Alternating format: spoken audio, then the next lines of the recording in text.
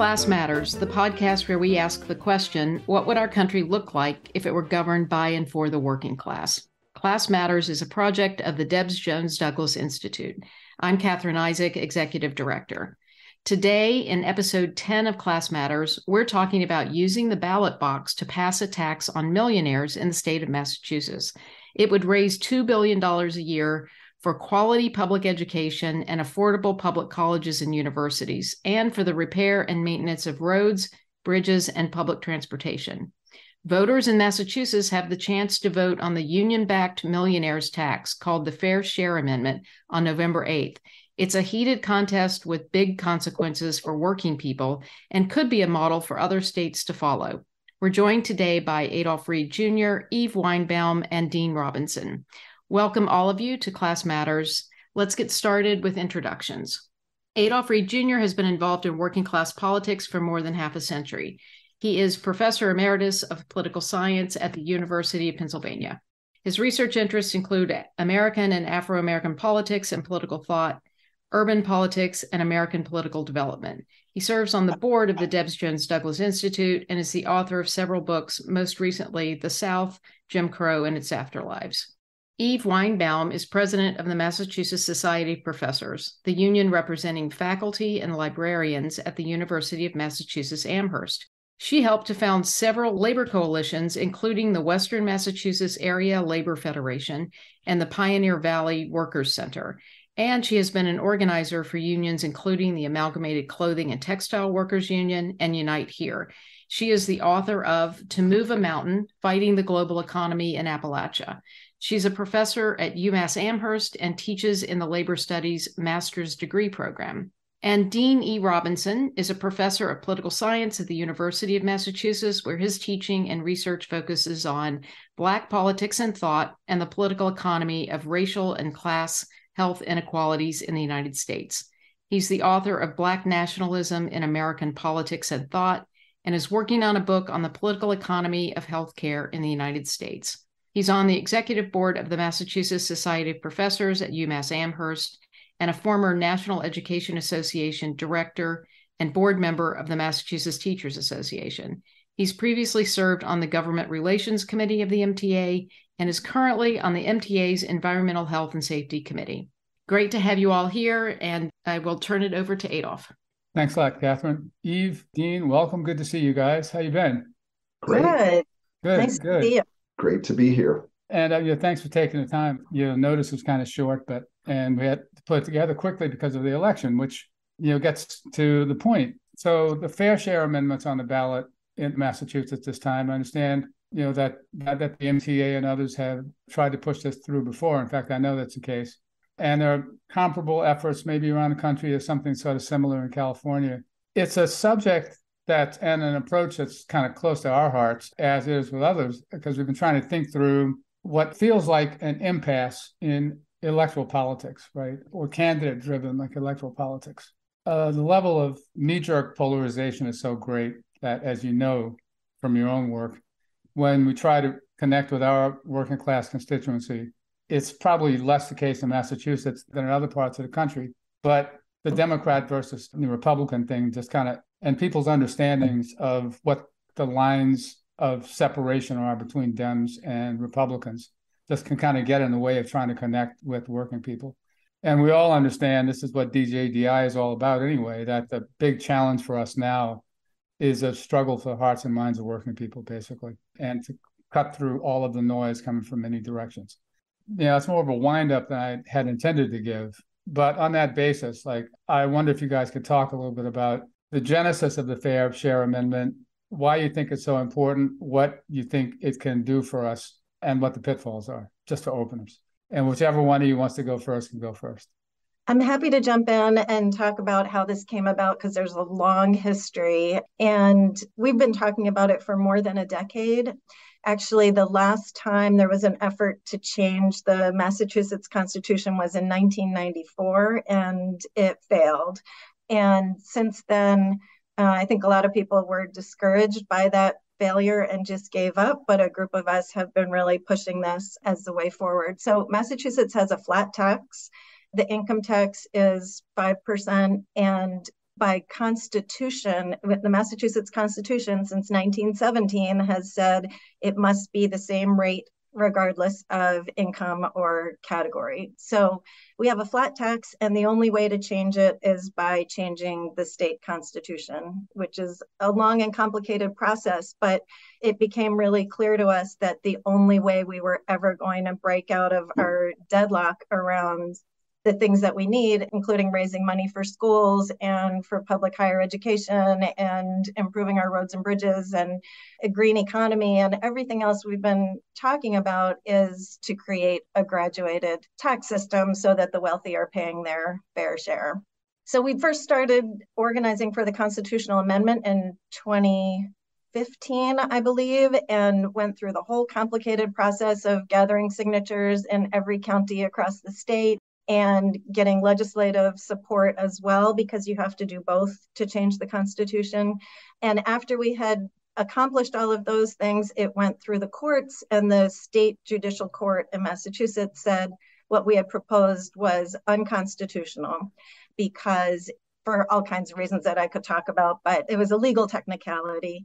So then we went back, and it turns out there's another way to change the Constitution, which is to start with a legislative vote. And so because we had done all of the organizing the first time, we had a majority in the state legislature in both houses who are willing to initiate the Constitutional Convention. So they did that in 2020. It has to go through a 2-year cycle. And so 2 successive legislators voted to support it.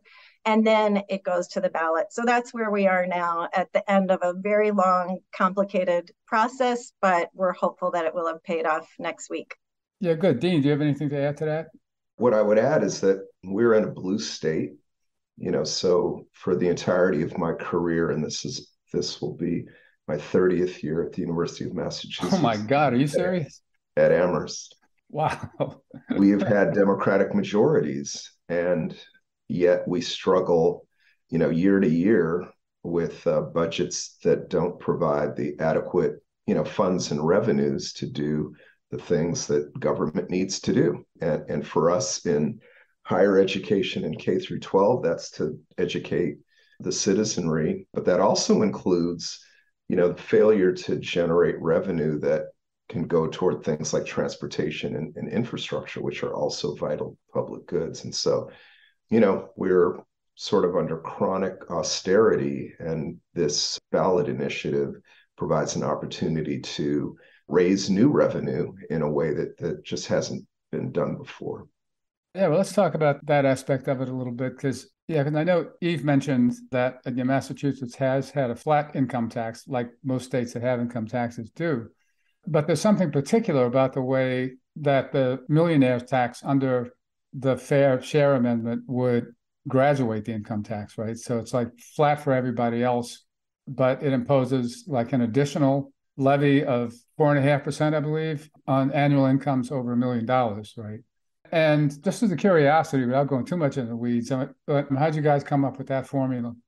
A lot of polls and focus groups and conversations. Yeah. And it really was conversations with unions who represent working people all across the state to think about, what makes sense to their members and what we thought we could mobilize a majority to support.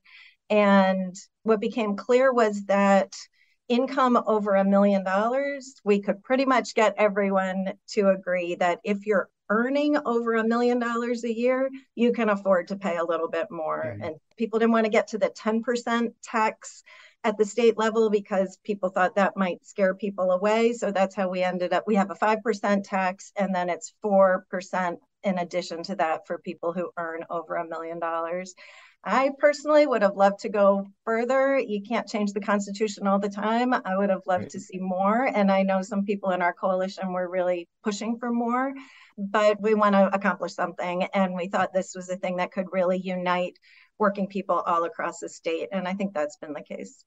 Oh, yeah. That leads to another question. How broad and deep is support in the State Federation of Labor? It's broad and deep. There's been a coalition in Massachusetts for almost 10 years now called Raise Up Massachusetts that's a coalition of mainly unions, but also community organizations, faith-based groups, other grassroots organizations. And they have really a strong track record at ballot initiatives. So we could talk about that history, because I think that's what gave us the confidence to feel like we're in a good position to win this. The unions are behind it. The building trades will get to build some more roads and bridges. The teachers will get to improve the schools and hire more teachers. The transit workers will, have their working conditions improved. So that was, part of the reason to include both education and transportation and infrastructure, was really to make sure that there's a solid coalition of people who represent all of those constituencies. Yeah, that brings up kind of a two-sided question, right? I mean, one side of which is as much an observation as a question, that this also seems like a wonderful opportunity to do the kind of popular political education that doesn't get done any other way. And that's another reason we've thought that the ballot initiative is like the way for us to go insofar as we do the electoral stuff. So if you can say a little bit about that, that would be cool. But the other side of that question is, what kind of arguments have been coming against it? And what kind of responses, do you guys have? Well, I'll take up the utility of using a ballot campaign. In Massachusetts, we have the option of pursuing binding ballot questions as well as non-binding ballot questions. And in both cases, it's an opportunity to engage in public education in ways that we typically don't, in ways that commercial media typically will not.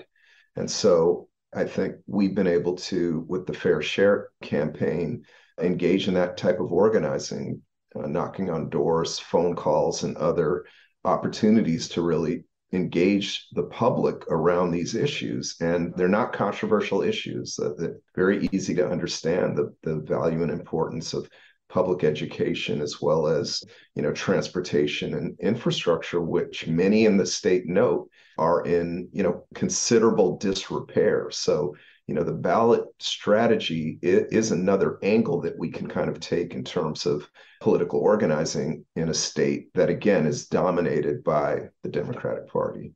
Yeah, I mean, I remember you guys had a lot of success with non-binding ballot initiatives around the turn of the century, both around single-payer healthcare and public education, as I recall. And that was all over the state. That's a good model. And in terms of binding ballot initiatives, we won 2 different minimum wage increases, first up to $11 and then up to $15. And then we won earned sick time for all employees and paid family and medical leave most recently, which we were ready to go to the ballot and ended up reaching a compromise with the governor and the legislature to avoid going to the ballot. So we have had a lot of success. I have to say, I've done a lot of door knocking and phone banking for a lot of campaigns, and this is by far the easiest one for Fair Share. We go to people's doors and say, do you earn $1 million a year? And they laugh. And I say, neither do I. Great. We're on the same page. This is obviously something you support. And it's actually been really easy and fun to talk to voters about why this is in their interest. And most people really get it. Yeah, great. And that makes me feel good, because that's what we're all believe, right, would happen. And what one of our big problems is that our side just hasn't done it enough. And maybe we can talk about that problem in a couple of minutes. But I'm curious, too, about the opposition.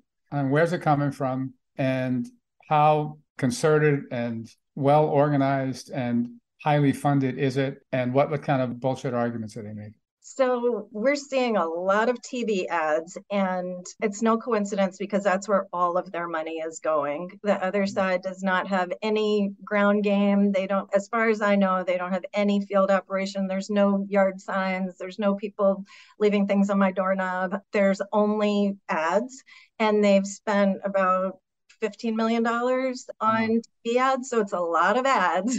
Yeah.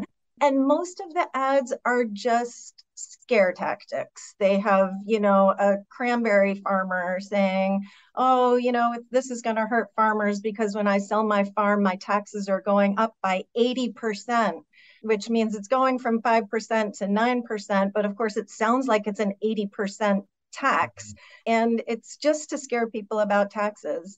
The other thing that all of their ads end with a tagline that says, this is the politician's tax hike amendment. And so the other thing they're really playing on is that we're just giving more money to the legislature, and the legislature is going to decide what to do with it. And nobody trusts those guys. So don't raise more money that, they're going to be able to allocate. And I think that one's actually probably the most effective with voters who feel like, who are those jokers in the legislature and what are they going to do with my money?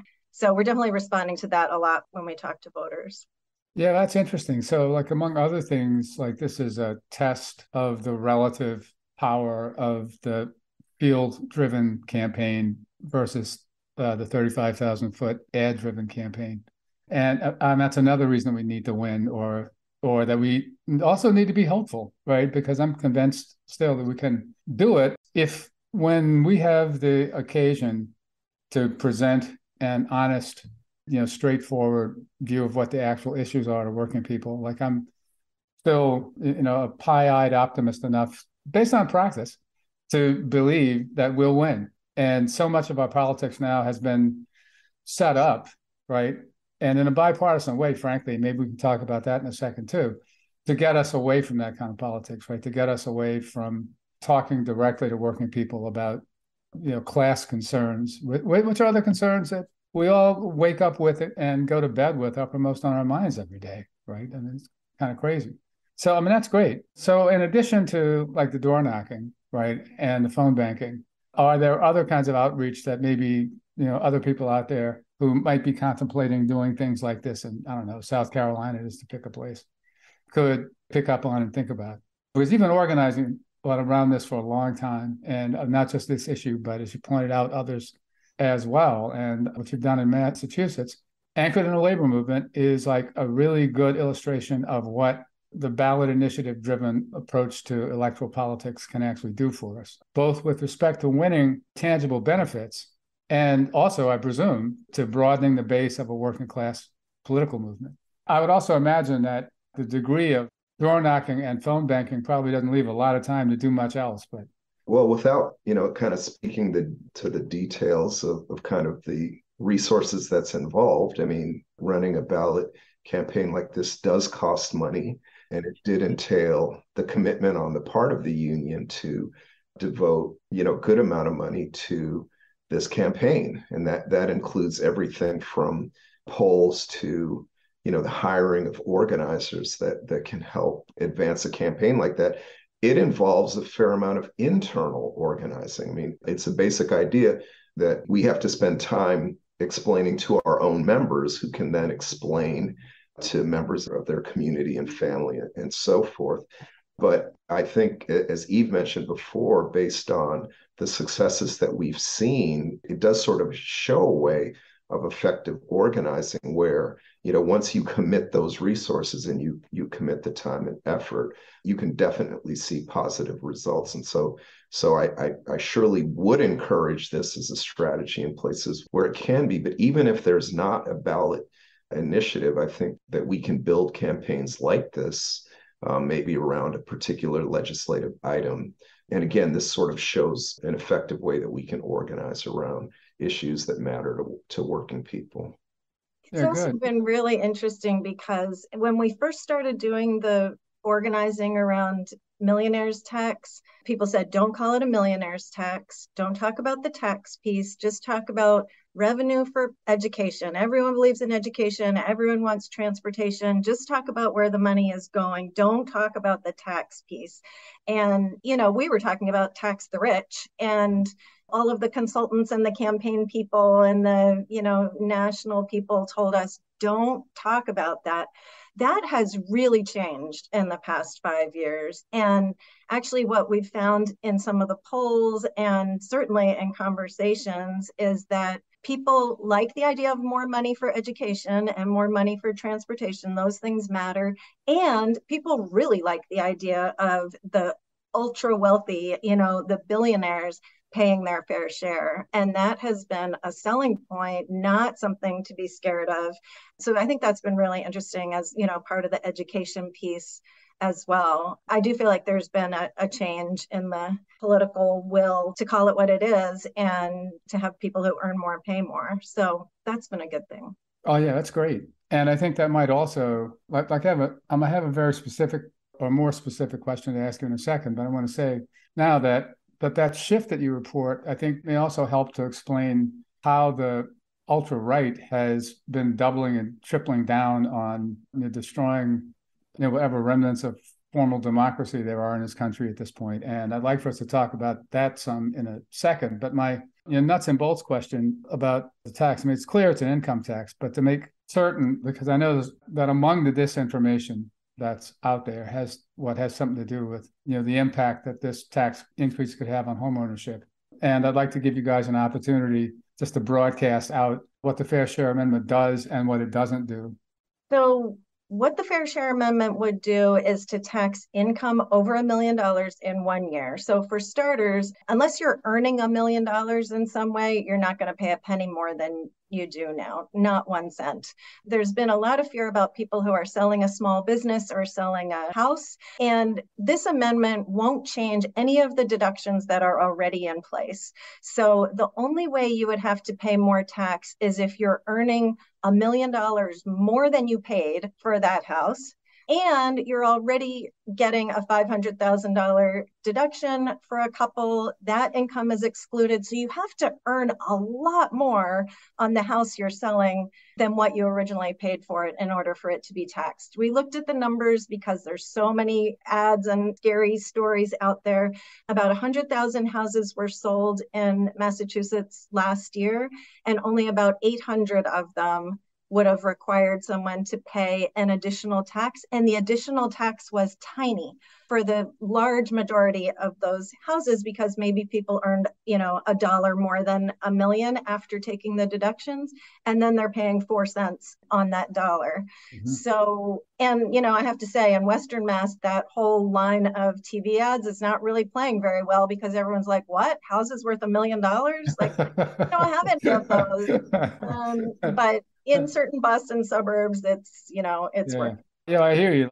No, absolutely. Just to piggyback on what Eve said, if after these deductions, you're subject to this tax, well, you're making an awful lot of money, and perhaps you should oppose this tax. But that is so rare that again, it's kind of an easy sell, right? Another thing that I would add, just in terms of what we've seen over the years, I mean, maybe if we had talked about debt-free higher education or free higher education 20 years ago, it would have raised some eyebrows. But now just the costs are on a scale and magnitude that, these issues are no longer controversial because of the kind of debt liability that, that students are facing, that students of color are facing, parents, who are struggling to educate their kids.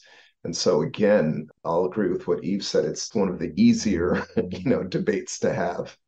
Yeah, well, yeah, good. I mean, it's great. So I guess another practical or pragmatic question is, if in the next days between now and December 8th, what can listeners to this program do to get involved and to help push us toward the finish line, if anything? So there's a couple of things that would be great for listeners to do. As Dean mentioned, running these campaigns is very expensive. The difference between us and the other side is that all of our money comes from working people's dues. We don't have any other funders that are underwriting this campaign. And so if people want to contribute, that would be wonderful. You can go to massteacher.org and find the Fair Share campaign right on the front page. Or there's a campaign page that I should find, and I can tell you that link in a minute. I know Adolph had asked earlier about what the other side looks like, and the No on One campaign is being underwritten by a very small group of individuals. It's the CEO of New Balance, who has given $2 million, the Bob Kraft, who's the owner of the Patriots. I know we're not supposed to talk about that because everyone loves him around here, but the CEO of Suffolk Construction, the CEO of Bain. These are the individuals who have underwritten that campaign, and 5 or 10 people have really paid for a no campaign. And I think people are outraged when they hear that, because especially our members who, work hard for every penny and have been saving up to do this. And then they hear that someone who's a multi-billionaire is trying to prevent us from improving our schools and our roads and bridges. And people are really horrified about that. But, the other side is also trying to equate the two, like, oh, well, there's 3 unions on this side and 3 business people on this side. And it's like, yeah, but we represent 3 million people. Nationally, the NEA, National Education Association, the American Federation of Teachers, all of these organizations have been saving their members' dues money exactly for this initiative. So it's a very unequal playing field, but if people in other places have a little money to kick in for the campaign, it would be very welcome. And the other thing to do is just share out the information with anyone you know in Massachusetts. We're putting a lot of energy into relational organizing, and we're using social media and apps, and we're using the app that AOC used in her campaign, and very similar to the Bernie campaign app, where you can communicate with your own contacts, your friends and neighbors and relatives, and just make sure people know what this is and are going out to vote. So anyone can sign on to that and contact any friends or family members you have in Massachusetts and make sure they're aware of what's at stake. Some people really have just seen the TV ads and haven't had the chance to talk to a person, and they have a very different impression of what's going on. And what we know from ballot initiatives is that it's easier to win a no vote because people see a change to the state constitution, and if they don't really know what it is, they'll just say, oh no, thank you. So it's hard to win a yes vote, and it really takes a conversation with somebody to let you know what's at stake and why this matters. And that's what we're working on.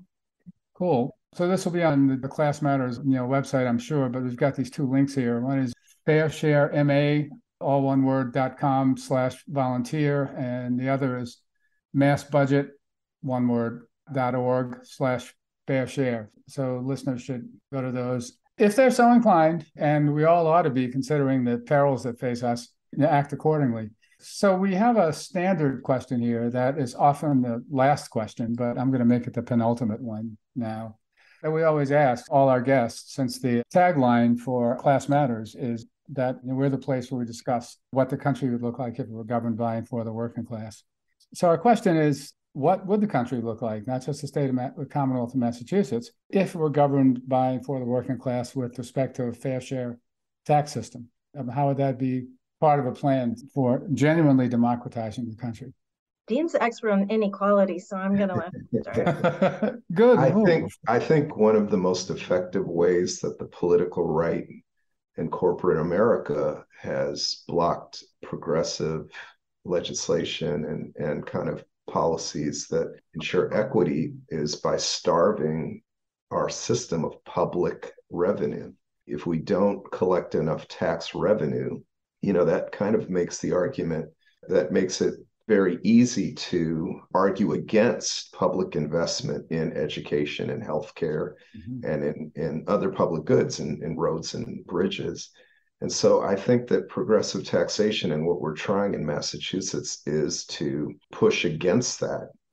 A victory for our Fair Share Amendment doesn't just mean more revenue. I don't think we mentioned that it's estimated that we might see $2 billion more a year in revenue as a result of this new taxation. So it's not just that there's money that's vital to education, quality education, and transportation and infrastructure, as we've talked about, but it's an important symbolic win because the rich and corporations for decades now have managed to reduce the amount of taxes they pay. They're not paying their fair share, and it's important and essential that they do. And so an equitable tax system is definitely important, for working people, so we can ensure that we have the type of funding to support the priorities that we think are important.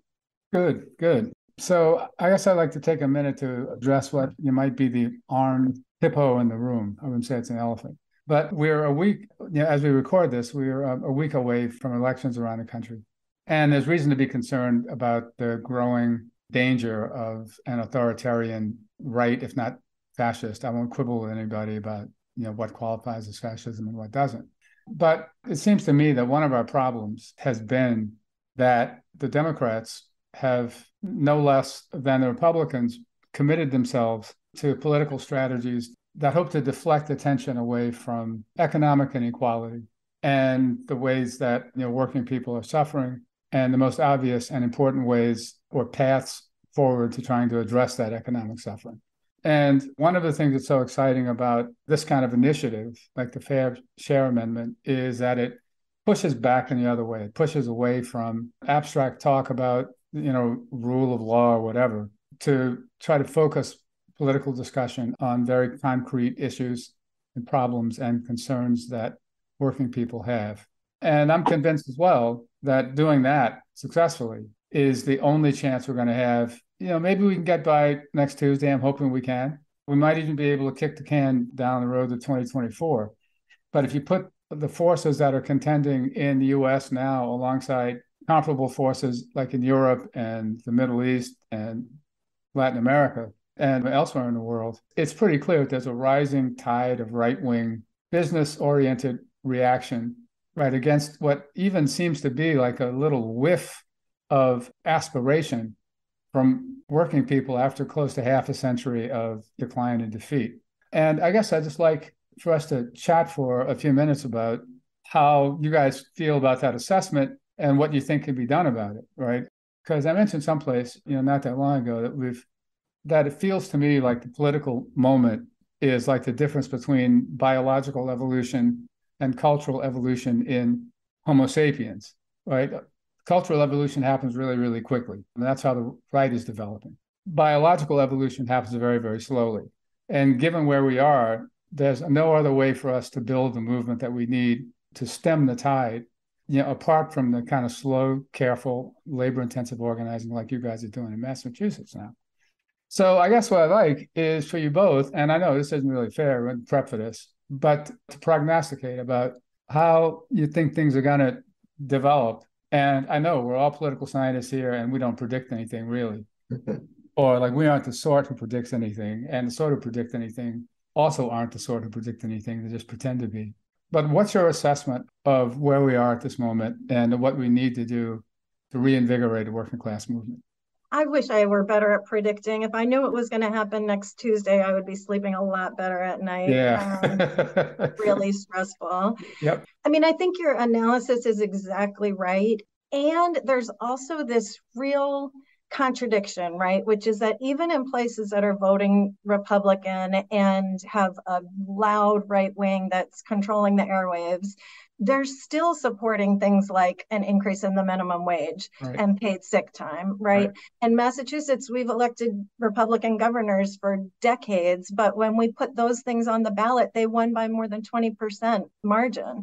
So, working people still have a sense of what their interests are when they have a choice about those things. And I think we just see so much hopelessness that, the challenge for us, as I said, I think the most effective talking point of the right wing in our campaign is to say, don't trust the legislature, don't trust the politicians, they're never going to do what you want. And it really feeds into people's sense of exclusion from the process and hopelessness and not mattering.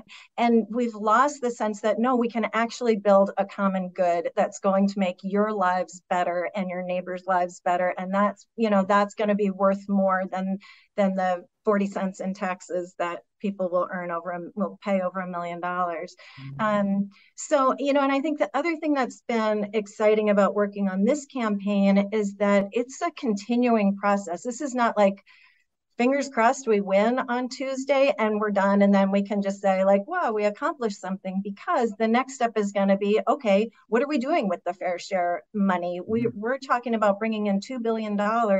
We need union members to be part of the conversation about what happens with the money. And we're going to have to lobby the legislature for it. There's not a formula, set ahead of time. There's going to be a democratic process to say, what do we believe matters most to working families in Massachusetts? And, and this is another thing the right wing is right about. It's not going to be enough money to solve all of our problems. So it's, to me, it's really the beginning of that conversation about, yes, we can improve the T in Boston and we spend more money on public higher education and we can provide more support to K-12, but what do we need to do next? So I think this is, when we've been talking to people, it's very much about, yes, we want to win this. And then there's so much more we can do, but we have to be building in order to have the power to do it.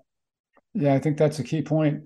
And frankly, like you guys have been great at it for a long time. So it's kind of like a beacon for the rest of us. Dean, Yeah, did you have anything to add?